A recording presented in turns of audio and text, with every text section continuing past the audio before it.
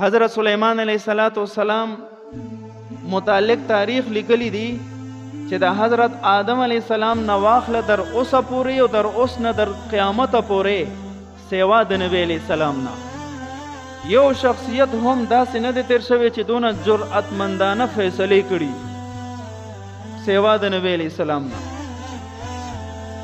یو ځلې اندازه ولګوله وتفقد الطیر، یو مارغه غایب و. فقال ما لی لا ارى الهدهد، څه وجه ده چې هدهد پرنده غایبه ده؟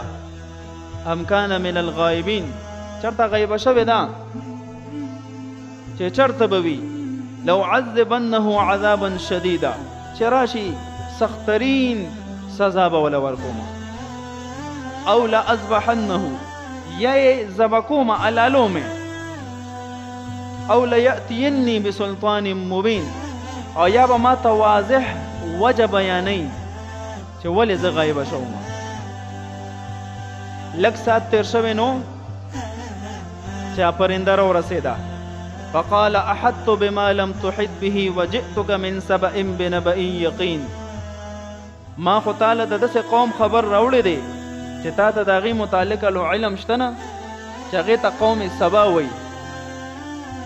انی وجدت امرأة تملکهم، قوم سبا کې مې ولیدل یوه ښځه وه د حکومت باغ ډور حکم فیصله نافذ کول ټول د هغې په دست قدرت کې وو، د هغې د حکم لاندې چلیدل.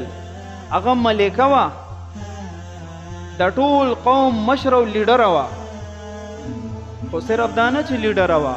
و اوتیت من کل شی، د هغه وخت په اعتبار سره چې څومره جنگي سامانونه، فوج، څه قسم ټکنالوژي چې هغه وخت سره موجوده وه، دا ټول د دې د طاقت لاندې دي.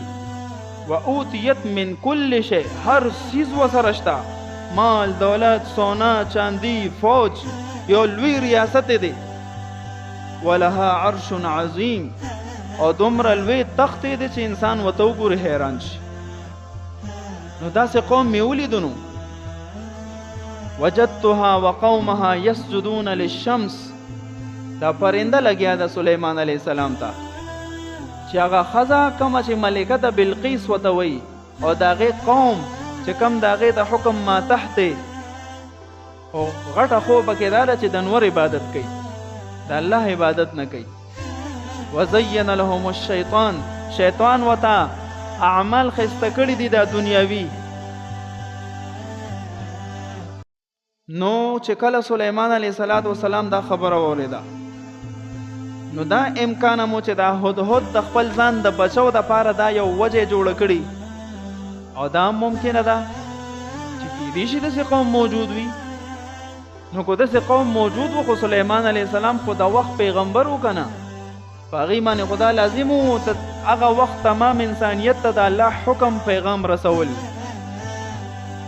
نو د دغې هدهد امتحان اخیستو دپاره قال سننظر اصدقت ام كنت من الكاذبین، ستا امتحان اخلمه چې ته رښتیا وې کو دروغ وې.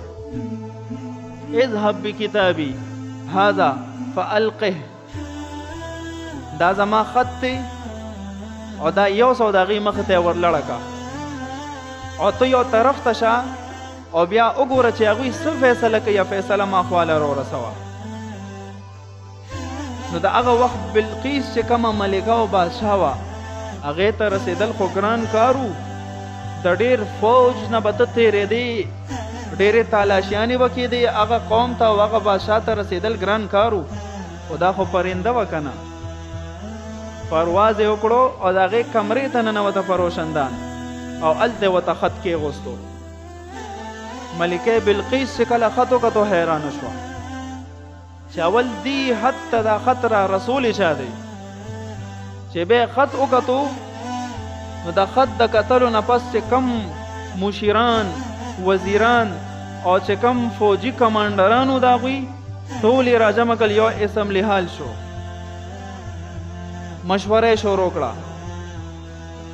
انی القی الی کتاب کریم، یو ډېر عزتمن خط ما ته چا رالیږلی دی، او خط کې لیکلي سو جرأت وګوره ښه، دومره یو لوی ریاست، دومره لوی فوج، دومره لوی طاقت، هغه ته سترګو کې سترګې اچول او ډایرکټ ورته د دین دعوت ورکول، او هغه هم په داسې انداز باندې نه چې خیر دی جی کو تاسو دعوت اسلام قبول کو نو ډېر ښه به وشي او الله به دله اجر درکړي. دا قصې نه.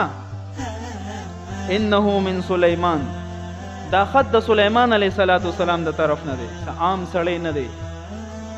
وانه بسم الله الرحمن الرحیم، او دا د الله په نوم باندې شروع کوي چې هغه مهربان دی، رحیم دی. الله تعالو علی واتونی مسلمین، وره په کلو غوګونو الله تعالو علی، زما خلاف چرته د طاقت اظهارونه کې، د طاقت استعمالونه کې، خپل طاقت ازمونه کې. واتونی مسلمین، او سر ټیټ تابعدار زما مملکت ته براشه او زما تابعدار بشه. دې ته وایي جرأت. دا خو مونږ په خوله وایو آسان کار دی، خو چې کله ته د یو ریاست ته ورننوځې او ته بیا هغوی ته سترګو کې سترګې اچې، دا لوی ایمان غواړي. نو چې کله دا خط خپل مشیرانو ته ورولو، خو جنګجو خلک وو، نو د یو جنګجو په خوله باندې پسې د صلح الفاظ خو نه راځي که نه، هغه خامخا د جنګ طرف ته اشاره کوي. نو خپل فوجیان کمانډران ورته وایي قالوا نحن اولو قوة و اولو بأس شدید، مونږ خو ډېر قوت او طاقت والا یو، ډېر سخت جنګجو خلک یو، او پرېږده چې ازمو کې دا خپل طاقت او ورسره وجنګېږو. او ملکه دا ده مشوره، شورا قائمه ده، مشوره اخلي. والامر الیک فانظری ماذا تأمرین، باقی فیصله ستا په اختیار کې ده جی، چې څه فیصله ته وکړه. خو مونږ دې طرف ته رجحان زیات دی چې وایي جنګ کوو. قالت ان الملوک اذا دخلوا قريه افسدوها، ملکه ډېره هوښیاره وه، د خط یو اثر و په هغې باندې.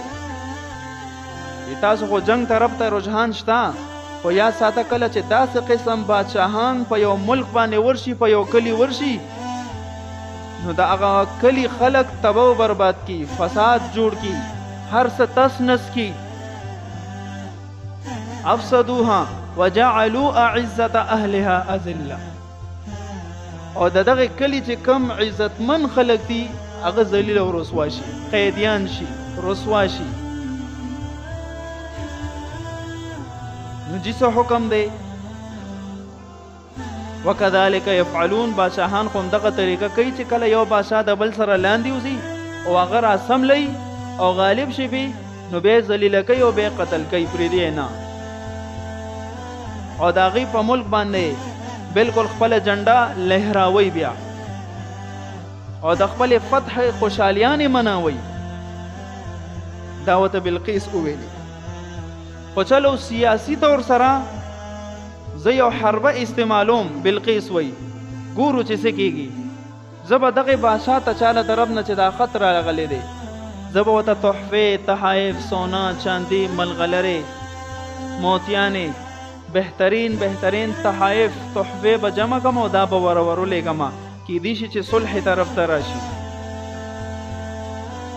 مفسرینو لیکلي دي چې کله دې تحفې تیارې کې او را روانې شوې، سلیمان علیه السلام ته خپل مارغه خبر راورسولو. هدهد ناغه دیوانو ته حکم وکړو چې دی به کومه لار د راتلو دپاره استعمالی، دلته یو بهترین سړک جوړ کړئ، یو بهترینه لاره جوړ کړئ چې په هغې کې یوه خښته د سونې وي او یوه خښته د چاندی وي، یو اعلی ترین لاره جوړ کړه چې دوی راځي چې دوی ته زما د طاقت پته ولګي. نو د دیوانو کار زمونږ په شان نه شلک پړکي داسې وشوه چې هغوی راتلل او خپلې سونې او چاندي چې کم ډبي ورسره وو، او دوی بیا د سړک حال دا وکتو چې یو خښته د سونې ده او یو د چاندي ده، سړکونو کې دا د نو دوی سره په داسې مال دولت څومره دوی به څه زمونږ تحفې تحایف قبول کړي. په هر حال کوشش وکړو رالل. چې کله سلیمان علیه السلام رالو، وی فرمایل قال تمدوننی بمال، ته مونږ په مال باندې راضي کې د دې نه بهتر مال الله مال را کړی دی بهتر بادشاهت الله مال را کړی دی چې نه مخکې چاته میلو شوی دی نه به تر قیامته پورې چاته میلو شي په هواګانو په دیوانو په پیریانو په تمام انسانیت او په حیواناتو باندې حکومت دا ډیر عجیب دی نو چې کله دا حالت وکتل نو خپل مرغه ته بل خط ورکوي سلیمان علیه السلام چې دا یو څه او هغوی ته ووایه چې دا مال هم ځان سره کېدی بل انتم بهدیتکم تفرحون په دې تحفو تحایفو خو تاسو خوشحالیږئ دوه درې تحفې درته څوک پیش کړي نو خوشحاله یې موږ مسلمانان به دې څیزونو نه خوشحالیږو حکم وره اسلام قبول کا معنا زما باندې ایمان روړه زما د رب په ذات باندې ایمان روړه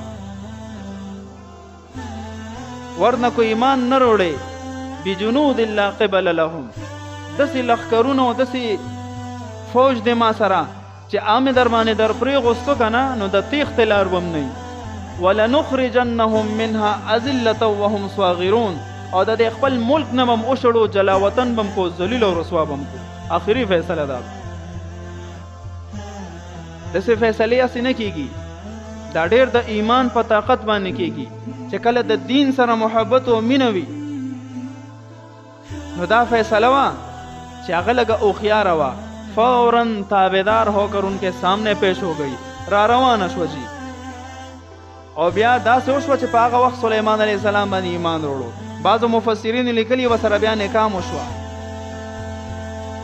په هر حال مسله دا ثابته شوه چې کله حکومتي طبقه دې کې غیرت وي اسلامی غیرت شجاعت همت بهادری اسلام پسندی پکې وي نو دوی بیا هر باطل تسترګو کې سترګې اچولی شي او چې دا په خپله غلام وي نو دوی به صرف ورسره منت او سماجت کوي خیر دی چې داسې دی وشي خیر دی چې داسې دی وشي او په دې معنی د ملک او قوم ترقي نه راځي دا صرف ذلت او رسوایي طرف ته اشاره ده